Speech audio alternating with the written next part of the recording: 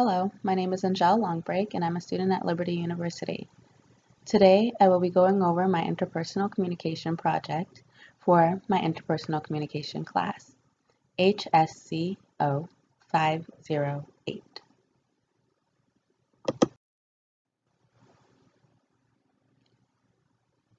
As we go through this presentation, I will first give a brief introduction of myself, and then I will talk about the goal that I have come to going through this course. In order to better understand my goal, you first have to understand my background and my behavioral blend found from Uniquely You. We will then go into discussing communication barriers that my assessment gave, as well as barriers that I have perceived just through experience. Finally, we will discuss the resources and strategies through the action plan that I will give. So a little bit about myself. I am an advocate for change, specifically in regards to sexual assault. When I'm not advocating for change, I am playing with my dog, Hachiko. He's an Akita. I also love to travel around the world, exploring world wonders, food, and culture. Family is very important to me. My mom and dad are my biggest inspirations. I currently have a BS in criminal justice with a concentration in social work, and I'm working on human services counseling with the ultimate goal to change policy.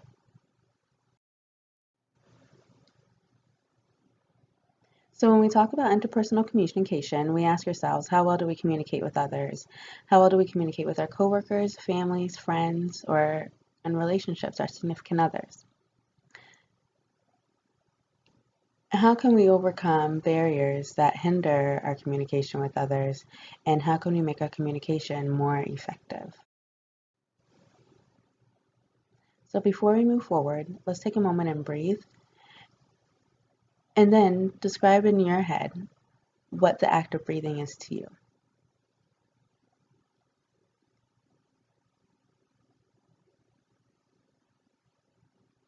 We will discuss more of the inhaling and the exhaling that occurs when breathing and how that relates to communication. So, interpersonal communication, described by John Stewart, is a type of communication that happens when the people involved talk and listen in ways to maximize the presence of the personal. So where does inhaling and exhaling come in? Inhaling, we talk as taking in the information that is being said, both the verbal and nonverbal cues that that person, the speaker, is giving off to us. And then how we respond is the exhaling. We send information as well, both verbally and nonverbally.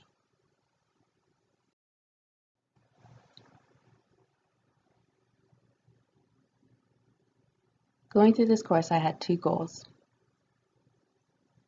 Becoming aware of my thought processes as it pertains to others' communication, as far as the perception of others and the perception of myself, and then how that pertains to or affects the need to be heard in my workspace. Becoming more assertive. Because the quality of your existence is linked directly to the quality of your communication.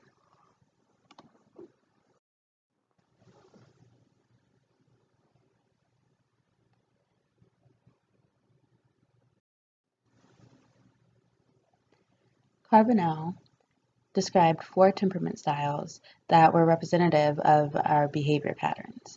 So we could fall into 4 different categories, D being demanding, I being inspiring, C controlling, S submissive.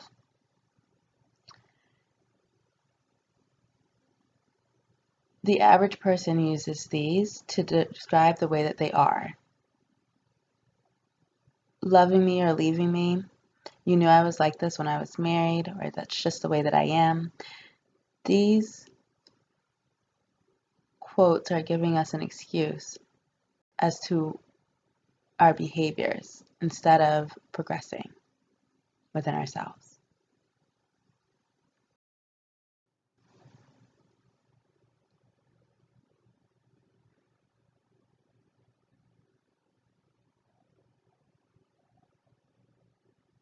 So this is a little about my behavioral blend and background,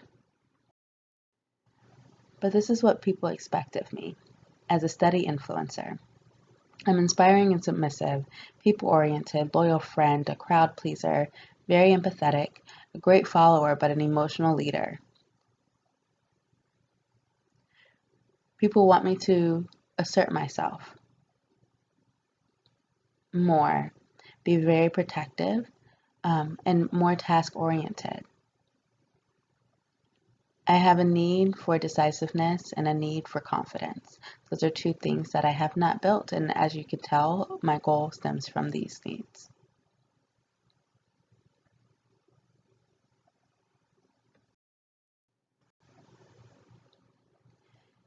However, when it's me, when it describes myself and who I truly am, I am inspiring, driving, and submissive at the same time. I have comfortability with leading people. I'm people oriented. I'm a versatile leader. A lack of planning and preparing, however, and a lack of correctness and compliance. I can have a demanding demeanor, and at times it seems like I can manipulate others. But I don't always have the facts to back up the emotions that I give off.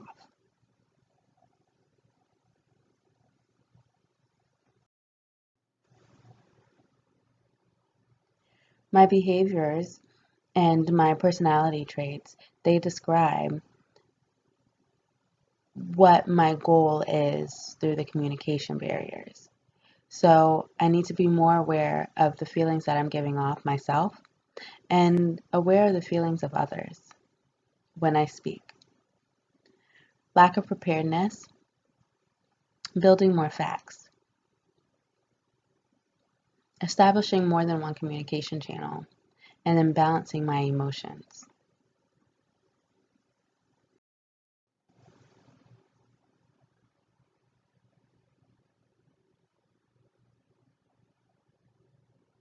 Internal noise or distractions within myself include my personal experiences, emotional stress, physical fatigue, and my beliefs and values. Those internal noises and distractions for myself and how I was raised stop me from breaking through these barriers. But not only internally, but also externally. External noises or factors that influence the hindrance of communication, whether that be weather or the race, my gender. Because I am a black female, I don't always feel like I'm heard at the table. How the media portrays or the mode of communication that we're speaking with can also hinder communication.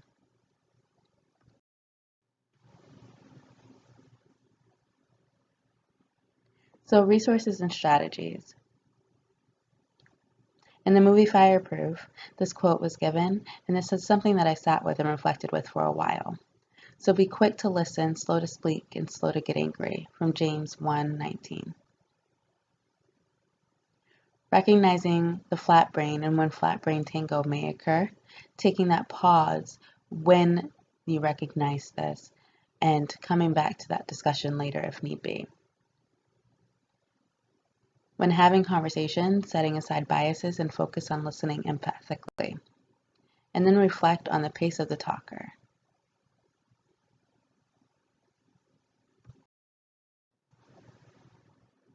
When discussing my action plan, I want to reflect on what I have learned through the course. For example, flat brain syndrome and how that might hinder interpersonal communication. Avoiding those judgmental statements, meaning pointing the finger at myself first, reflecting on where I might be coming from and the nonverbal cues that I might be giving off to show that other person that I am judging them. So reflecting on that first before response. Avoiding overload. In my career, I can bring home a lot of emotional baggage, and I have previous experiences that may emerge from instances that occurred during the day. And so then those feelings of inadequacy and those feelings of my internal mind pop in, the self-doubt. So I want to be better at practicing mindfulness and focusing on what is in front of me and then silencing those internal noises.